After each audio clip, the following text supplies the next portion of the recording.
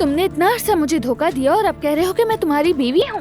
देखो, हम बात करके इस मसले को हल कर सकते हैं। बात करने के लिए कुछ नहीं है नोमान। इस आदमी का दिमाग खराब हो गया और क्या, मेरा पीछा करवा रहे अब भी। कोई बात नहीं, मैं भी दिखाती हूँ उसे। सोचा कि इसे लोग ले जा सकते हैं इसे अपने साथ जाते वक्त। नहीं, आमतौर पर इसे कोई ले जा नहीं सकता, मगर आपको इजाजत है, आप जो चाहे ले जा सकती हैं मैडम। नहीं, बहुत शुक्रिया, मुझे नहीं चाहिए, आप रखें। वो काफी देर वहीं थी, उसके पास फूल भी थे, उसके साथ कोई साहब थे जो दरवाजे तक भी आए। साहब कौन? ये तो मुझे नहीं पता, लेकिन एक साहब थे उसके साथ। रुको रुको, मेरी बात सुनो, तुम मुझसे इस तरह से मुंह नहीं मोड़ सकते हो।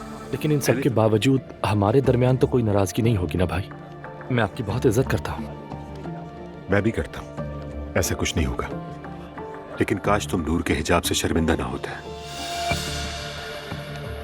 वैसा कुछ नहीं था जैसा समझा गया।